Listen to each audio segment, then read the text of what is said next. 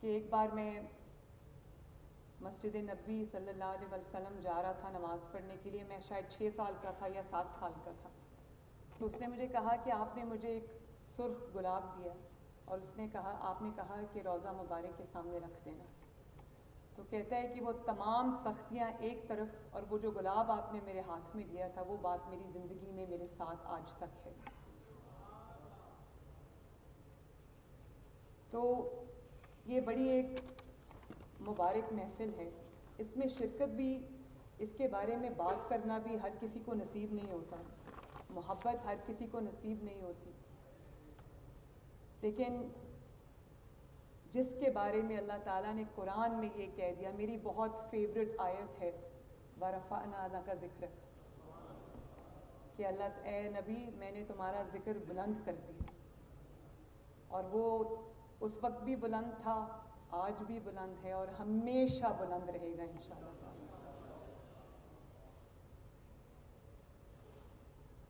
آج بہت بات ہوتی ہے ہیومن رائٹس کی، ویسٹرن ورلڈ میں بڑی بات ہوتی ہے ہیومن رائٹس کی. لیکن مجھے اس بات کی خوشی ہے کہ ہیومن رائٹس کا جو پہلا درس تھا، جس کی بنیاد رکھی گئی، وہ نبی پاک صلی اللہ علیہ وآلہ وسلم نے جو ایک باقاعدہ اسلام کی پہلی درسگاہ، اسلام کی پہلی یونیورسٹی جو مسجد نبوی شریف ہے، اس میں زمین پہ بیٹھ کر کھجوروں کی جو وہ چھال ہے اس کی چھت بنا کر وہاں سے جو آغاز کیا گیا، آج آپ دیکھیں کہ وہ تعلیم پوری دنیا میں پھیلی ماشاءاللہ. اور جو ہیومن رائٹس کی بنیاد رکھی وہ نبی پاک صلی اللہ علیہ وآلہ وسلم نے رکھی. جو آج جتنے بھی آپ ہیومن رائٹس میں کوئی بھی رائٹ اٹھا کے دیکھ لیں جن کو عقل اور دانش مانتی ہے، تو آپ یہ دیکھیں کہ وہ اس کی جو فاؤنڈیشن ہے وہ تب نبی پاک صلی اللہ علیہ وسلم نے رکھی تھی. اس کو ہیومن رائٹس کا، انسانیت کا پہلا منشور ہونے کی حیثیت اس کو حاصل ہے. اور اس میں ہر شخص کے، ہر انسان کے حقوق کا تعین کیا گیا ہے.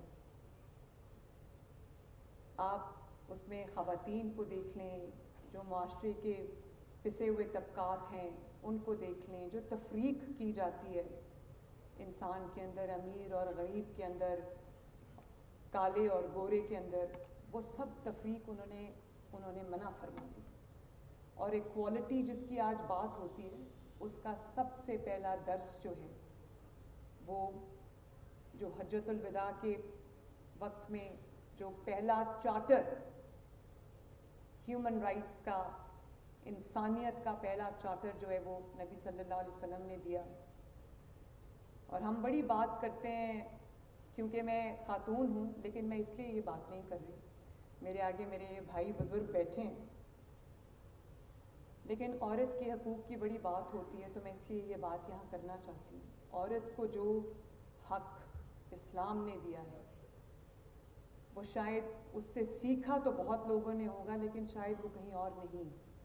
اور جتنا اس پہ زور دیا ہے، اور معذرت کے ساتھ یہ کوئی تنقید نہیں ہے، لیکن مسلمان معاشرے کے اندر، جس معاشرے میں ہم رہتے ہیں، آپ سب میرے ساتھ اگری کریں گے کیونکہ یہ حق ہے، سچ ہے.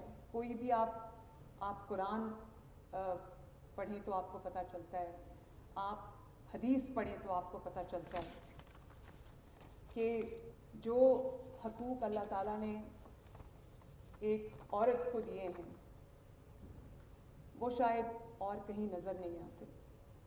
اور آج میں وہ کچھ باتیں ایسی کروں گی جو کبھی منظر عام پہ کم آتی ہیں، زیادہ آنی چاہیے. شوہروں کے حقوق کی بات ہوتی ہے، بیویوں کے حقوق جو اللہ تعالیٰ نے ڈیفائن کر دی. حدیث میں آتا ہے کہ تم سب میں سے بہترین شخص وہ ہے جو اپنی بیوی کے لیے اچھا ہے.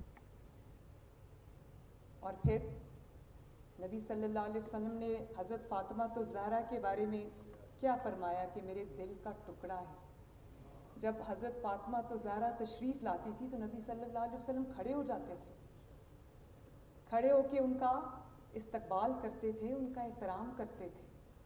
تو بیٹیوں کی جو عزت اور احترام کا درس ہمیں وہاں سے ملا ہے، ہمیں اپنے آپ سے پوچھنا چاہیے کہ کیا ہم اس کو اپنی زندگیوں میں امپلیمنٹ کرتے ہیں. اور پھر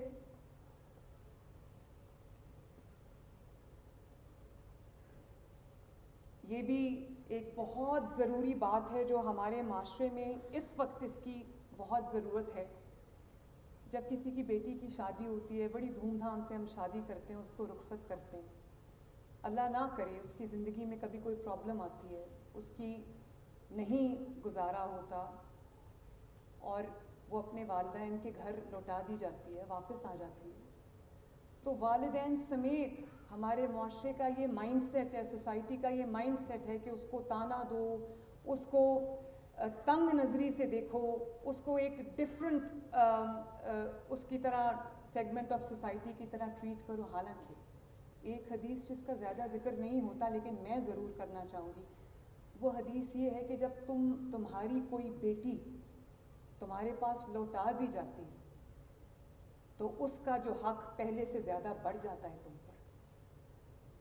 یعنی کہ جو اس کی شادی کرنے سے پہلے اس کا حق تھا تم پر، جب وہ لوٹ کے تمہارے پاس آ جاتی ہے، اللہ نہ کرے کوئی طلاق ہو جاتی ہے یا علیحدگی ہو جاتی ہے، اس کے بعد جب وہ والدین کے گھر واپس لوٹا دی جاتی ہے یا واپس آ جاتی ہے، تو اس کے اوپر جو حق ہے وہ زیادہ والدین کا بڑھ جاتا ہے. اور ایک اور حدیث میں آتا ہے، ایک اور جو روایت ہے اس میں آتا ہے کہ اس کی وجہ یہ کہ ایک تو وہ تمہاری بیٹی ہے، دوسرا اس کا دل زخمی ہے. اور ہمارے گھر میں خدا نخواستہ پڑھے لکھے گھروں میں بھی امیر اور غریب میں یکساں جب بیٹیوں کی بات آتی ہے، جب خدا نخواستہ بیٹی گھر واپس آ جاتی ہے اور اس کے دکھ کو دکھ نہیں سمجھا جاتا، اس کو تانا دیا جاتا ہے، اس کی تذلیل کی جاتی ہے اور اس کے اوپر وہ احکامات لگا دیے جاتے ہیں جو ہمارے شریعت میں نہیں ہیں. اور بیٹیوں کو بوجھ سمجھا جاتا ہے. میں بھی کسی کی بیٹی ہوں اور میں یہ سمجھتی ہوں کہ بیٹیاں جس طرح اپنے والدین کا ساتھ دیتی ہیں، اپنے گھر والوں کا ساتھ دیتی ہیں، ان کی قربانی ان کے لیے دیتی ہیں. تو حدیث میں ایک اور بھی حدیث ہے کہ جس نے 2 بیٹیوں کی اچھے طریقے سے پرورش کی وہ میرے جنت میں میرے ساتھ یوں ہوگا. یہ بھی بات ہونی چاہیے. میری آپ سب سے گزارش ہے کہ یہ بات بھی ضرور ہونی چاہیے. اور پھر بچیوں کی جو تعلیم ہے آج کل ہم دیکھتے ہیں اس کے اوپر بہت فتوے آ رہے ہیں. نبی صلی اللہ علیہ وسلم کا کیا فرمان ہے کہ علم حاصل کرو چاہے تمہیں چین بھی جانا پڑے. اس میں مرد اور عورت کی کوئی تفریق نہیں ہے. ہم بیٹوں کو اعلیٰ تعلیم کے لیے بھیجتے ہیں، ہم بیٹوں کے لیے ہر وہ موقع پیدا کرتے ہیں جس میں وہ ایکسیل کر سکیں، آگے بڑھ سکیں. لیکن جہاں بیٹی کی بات آتی ہے کچھ ہمارا دل ڈر جاتا ہے. میں بھی 2 بیٹیوں کی ماں ہوں، مجھے احساس ہے اس چیز کا. اور کہیں ہمارے مائنڈز میں، ہمارے دماغوں میں، ہمارے خیالات میں تو وہ تفریق ہے جس کی وجہ سے بچیوں کے لیے وہ مواقع ان کو نہیں ملتے جس میں وہ آگے بڑھ سکے. اور زندگی میں کبھی ان کے اوپر کوئی امتحان کا وقت آئے تو ان کے پاس وہ امپاورمنٹ نہیں ہوتی جس میں وہ کسی پہ اگر بوجھ نہ بننا چاہیں تو ان کے ہاتھ میں بھی کوئی ہنر ہونا چاہیے، ان کے ہاتھ میں بھی کوئی تعلیم ہونی چاہیے. ہم بیٹیوں کی پرورش کرتے کرتے یہ بھول جاتے ہیں کہ خدا نخواستہ کل بچی کے اوپر کوئی مشکل آ سکتی ہے تو اس کے لیے اس کو ہم تیار کرنا بھول جاتے ہیں. تو یہ جو چیزیں ہیں، ان چیزوں کے اوپر ہمیں پورا اس طرح کی بھی جو تعلیمات ہیں اس کے اوپر بھی ہمیں پورا عمل کرنا چاہیے.